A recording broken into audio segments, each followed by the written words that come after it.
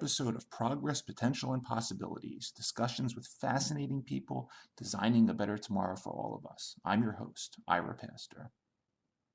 Welcome, everybody, once again to another episode of our show, bringing you another really fascinating guest today, helping to create a better tomorrow on many different fronts. We are going to be continuing on our virtual road trip around the world, headed back to our friends in Israel today, and have the honor of meeting with Maddie Gill, who is the Chief Executive Officer of AION Labs, which is a unique new company recently launched and backed by a fascinating coalition of both pharmaceutical and tech leaders, including, drumroll, Pfizer, Merck, AstraZeneca, Teva, Amazon Web Services, as well as supported by the Israel Biotech Fund and Israel Innovation Authority, ultimately to improve the whole drug discovery and drug development process with tools like artificial intelligence and computational biology. With his master's in business administration with a specialty in healthcare and innovation, and a bachelor's in law from Reichman University, IDC Herzliya, Maddie has over a decade of experience in various leadership roles in the biopharma industry, including most recently as head of government affairs, corporate and international markets at Teva Pharmaceuticals. He also spent 4 years as a member of the board of advisors and directors at Sanara Ventures, which was a healthcare investment platform backed by both Teva and Philips, providing pre-seed, seed, and A-round financing to young companies. Prior to Teva, Maddie was also chief of staff to Israel's Minister of Public Security. A lot going on, a lot to discuss, but Maddie Gill, welcome to the show today. Thank you for having me, Ira. It's great having you. There's a lot of fascinating stuff we're going to be talking about today, but I'd love to start things off like we typically do by handing you the floor for a couple minutes just to further introduce yourself and take us a little bit on your journey from the Ministry of Public Security into venture investing and into pharma. I think that'd be a great way to start things off. Sure. Well, thank you again for having me. It's fun to listen to you introduce me. I think I might want to hire your services doing that here and there from now, because you make it sound more impressive than it actually is. But I will say, it is a unique type of background where I did spend around a decade in public service and in a field unrelated to the biotech industry. And what's guided me throughout my whole career is doing things that have meaning and tremendous meaning behind my work. So trying to strive for doing very tremendous and meaningful things that can help both humanity and the place and the community that I live in. And that is what led me to spend about a decade in public service here in Israel. But at the end of my tenure as chief of staff to one of the most senior ministers in the government here in Israel, and where I had a very senior seat at some of the most senior tables and most discreet and sensitive tables in the country, I felt that I was lacking in some skill sets to be able to really influence the way I would like to, having no background and experience in the private sector up until that point, never having really managed a budget, hired and let go people like you do and sometimes have to do in the private sector, taking strategic decisions, put together business plans, all those skill sets and experience that are absolutely critical for high-level leadership, whether you're in the public and private sector. So that's what led me to go over to the private sector. And in the private sector, I did purposely choose to work in an industry that I could wholeheartedly believe in, and went to work for Israel's finest and largest company there at the time, Teva Pharmaceuticals, in the biotech space, and spent a little over a decade there in various roles as chief operations officer in the legal group because of my legal background, and then went into policy space, as you mentioned, in several different roles throughout the whole thing. And in my last role at Teva, heading up a corporate innovation program to be able to help reconnect Teva with the Israeli innovation ecosystem. And that really led me to get to know the capabilities more closely in Israel that exist in academia and the early stage startups in the biopharma space, as well as the Israeli government commitment with a very new strategy, which we can get into if you'd like, called bioconvergence, really to help build up the biopharma space to help Israel become a key player of the future of the pharma R&D industry and to be competitive at a global scale. And a bunch of groups, including a bunch of companies, including Teva, as you mentioned, alongside Pfizer, AstraZeneca, Merck, Israel Biotech Fund, a leading VC fund, which was absolutely critical that we have within our group to bring in that type of expertise into our consortium, as well as Amazon Web Services and Biomedics, which is a unique R&D engine, did all decide to join together and compete and ultimately win the tender from the Israel Innovation Authority to establish an innovation lab that will both generate and invest in early stage startups in the AI for drug discovery and drug development world. And of course, I'm happy to get into that in a second, but I was honored to then be asked and appointed as the CEO of this great alliance. So I officially handed in my Teva badge and moved over full time to be within the Teva family, the CEO of a new innovation lab that has Teva as one of its partners alongside all the others I mentioned. I'm very excited for what that will entail. Outstanding, outstanding. And yeah, I mean, Maddie, we've had on this show, other amazing thought leaders from sort of the Israel innovation ecosystem. We talked with Neda Levon a couple of weeks ago, creating, cell cultured meats, and Yoav Lanzman trying to get us back to the moon and doing cool things there.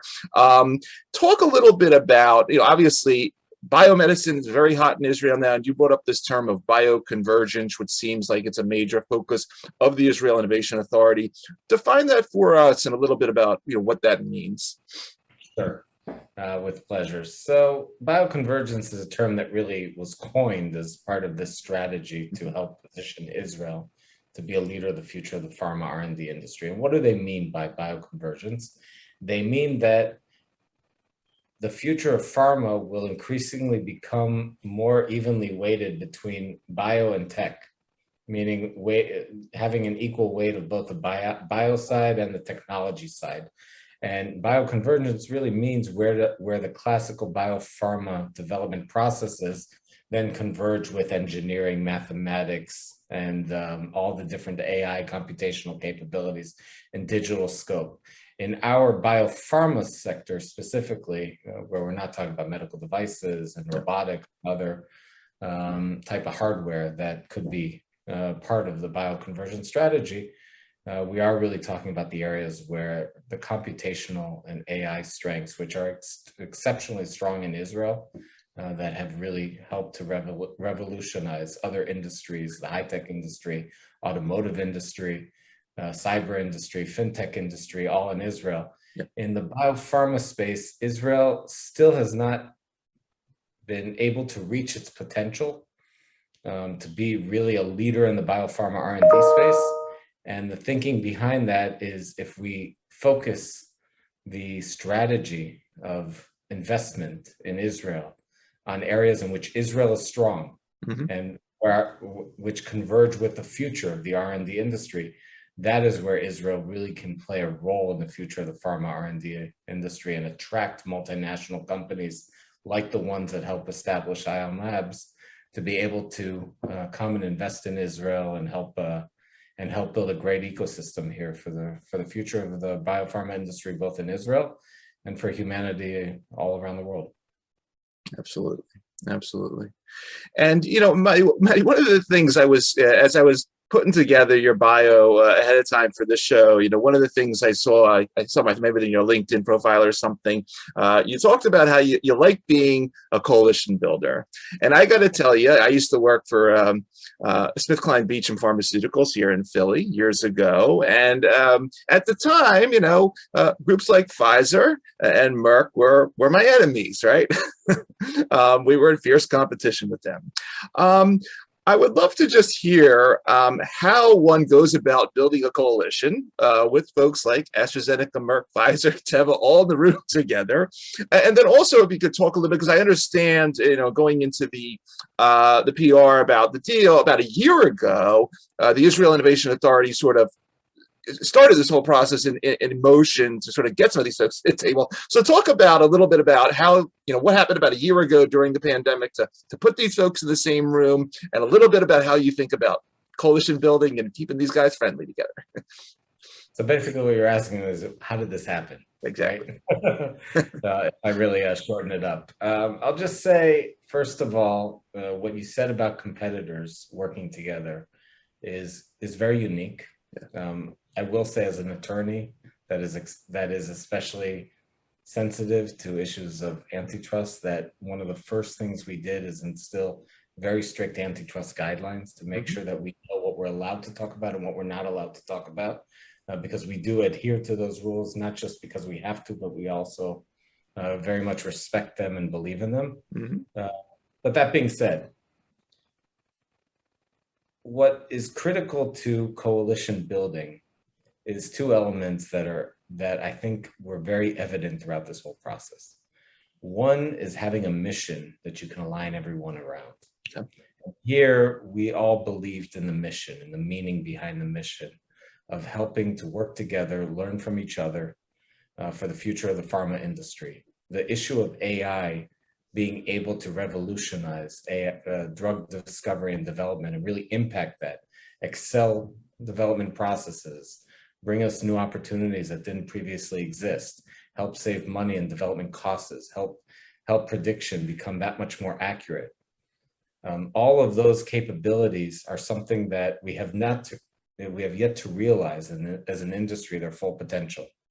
And that is something that all the companies work on their own, with their own R&D programs, but all felt that by working together, we can do things that are even more groundbreaking, cutting edge, and not just working together amongst, again, competitors, but also working with one of the best, if not the best, leader globally in the high-tech space, with cloud-based technologies like Amazon Web Services.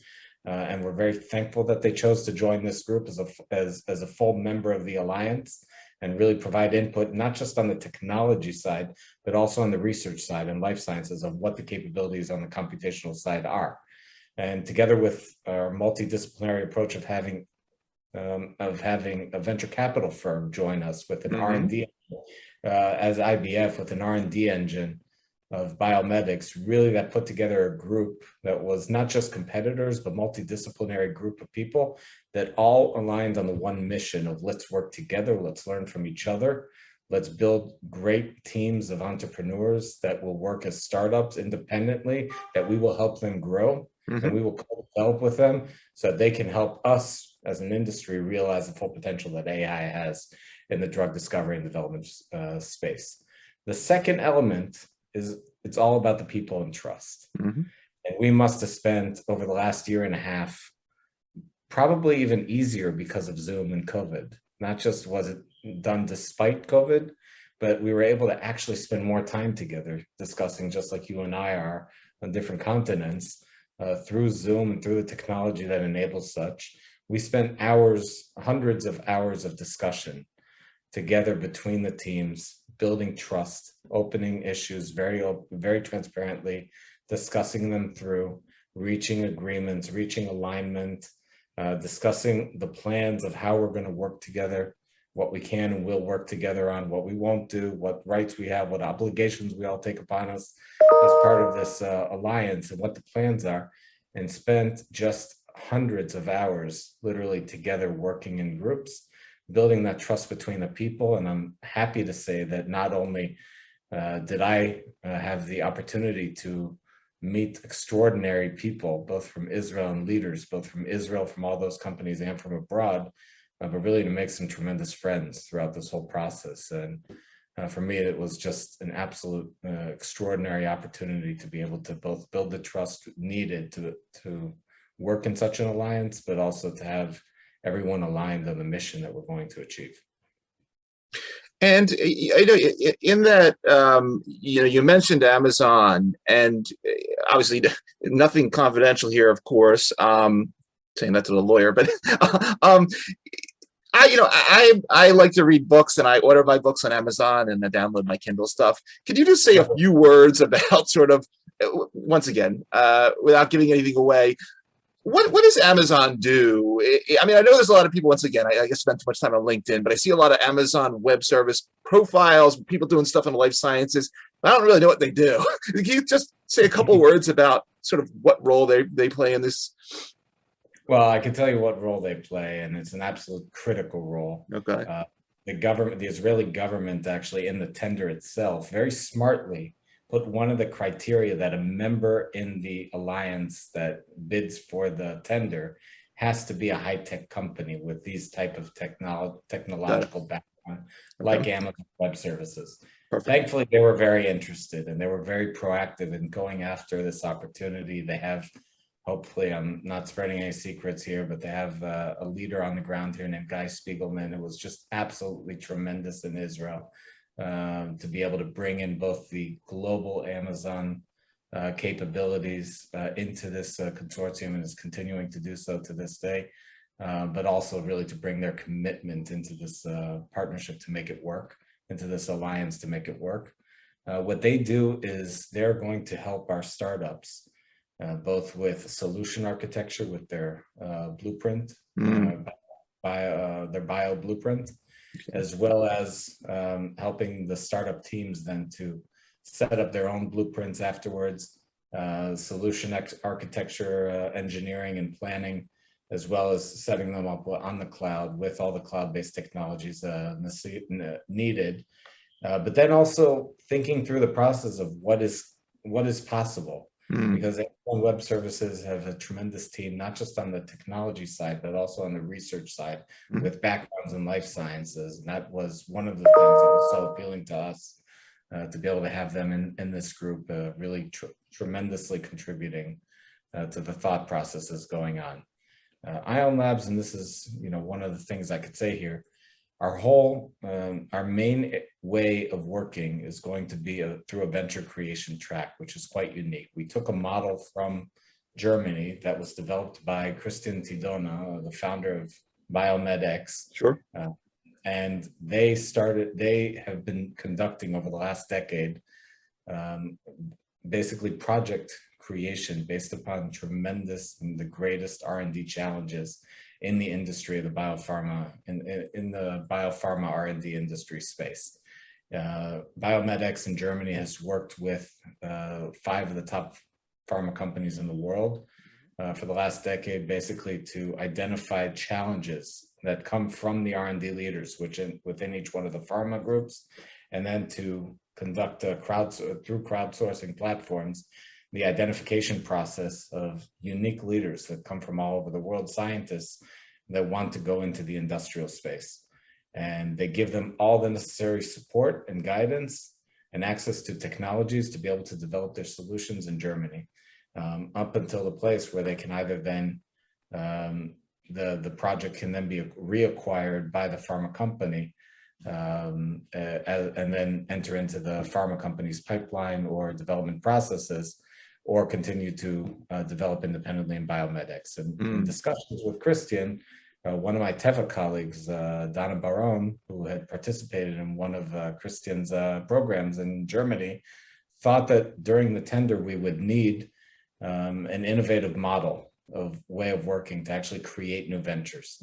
And we thankfully were able to recruit Christian to come and adapt his model and help it be the venture creation model that we will base ours on. Of course, adapted in discussion with all the pharma partners over the last year and a half, where we will then adapt it to being in our model, where we will work with each one of the pharma companies on their own and seek input cross-alignment after each one of them identify their top 5 challenges, their top 5 research challenges that they feel that AI technologies could help drive solutions for.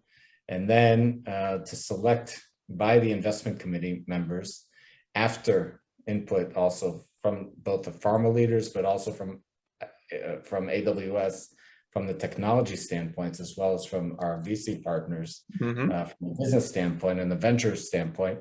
We select every year 4 challenges, that each one of those challenges will then be launched as a global call for applications.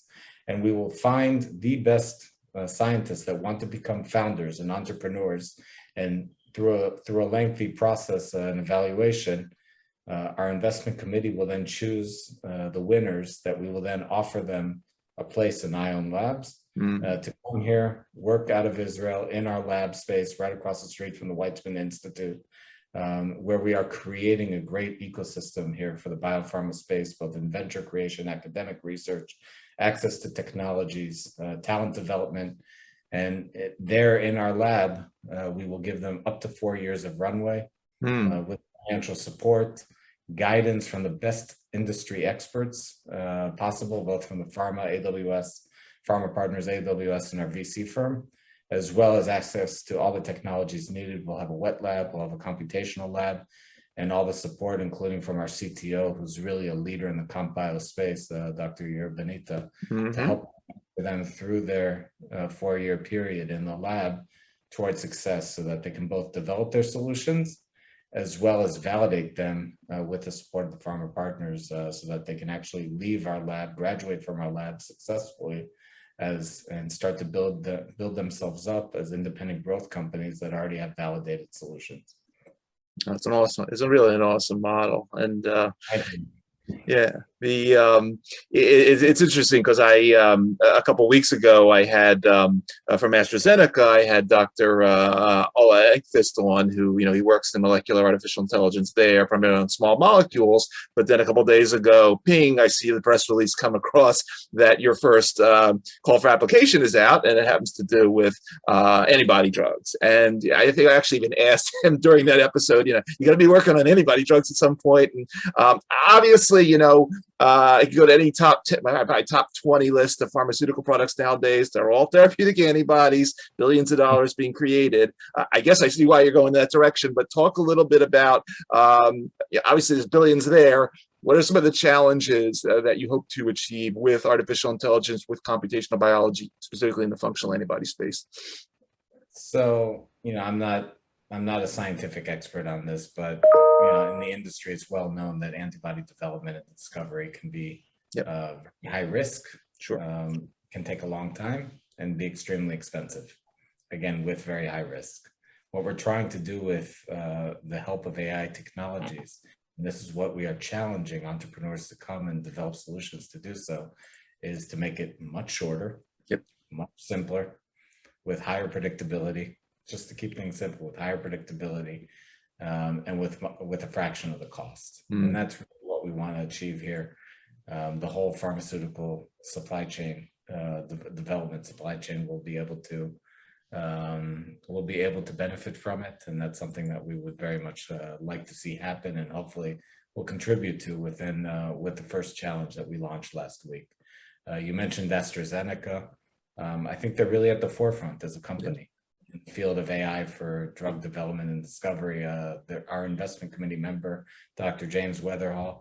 Hopefully, I'm not, going to volunteer someone's time, but he's an absolute thought leader and leader in the space, and we're very lucky to have him in our investment committee. Very active in the founding of this innovation lab, and very fortunate to have AstraZeneca as a member, with a strong team in Israel, but also with the support of the global R&D team led by Jim. Absolutely. Yeah, he's a great guy. So, Matty, you mentioned Dr. Yair Benita. I mean, great lineage there, former Compugen, Cytorees, and Merck. You've got Matty Gill on board. I see you're hiring. What type of folks are you looking for across disciplines? For everybody that's going to be watching and listening to this episode that wants to get involved, you're looking for biologists, computer folks, bioinformaticians. Who should be contacting Matty Gill tomorrow? All of the above.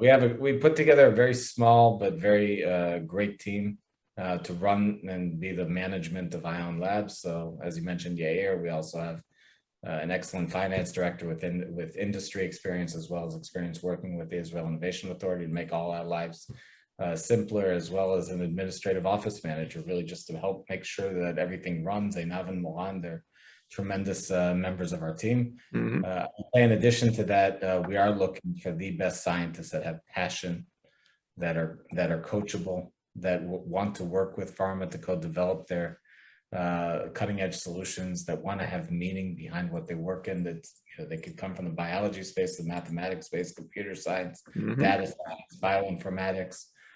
All of those spaces, really what we are looking for is talent, passion, energy, and willingness to really go the extra miles.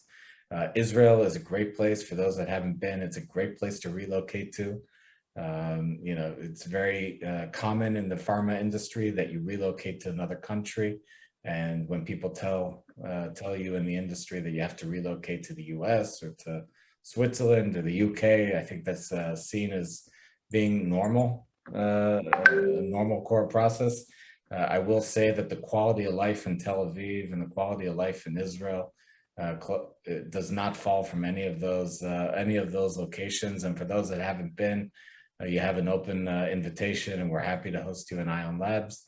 We are looking for the best and brightest scientists that really want to be founders of companies and work in the best environment possible for them to be able to develop their solutions with funding, with guidance, with mentorship, access to technologies in an ecosystem that we are going to increasingly build in Israel to be a leader in the future of the biopharma R&D space. Awesome message. Awesome message. It's a very, very exciting, Maddie. If I had some of those skills, I'd apply for a job. You're welcome to come visit us. I'll come visit you for a few weeks. But really great stuff, Maddie. I really wish you the best with all of this. I know this is going to be a fascinating decade coming up for what you have going on there. For everybody that is going to be listening to this particular episode across the different podcast networks or watching on the YouTube channel. You've been listening to Maddie Gill, Chief Executive Officer, ION Labs in Israel. Maddie, I want to take time, I know it's late there, take time out of your schedule to come talk to us for a little while. I want to thank you for everything you're doing. And as we like to say on our show, thanks for helping to create a better tomorrow via what you're building. A really, really inspiring story. Thank you, Ira.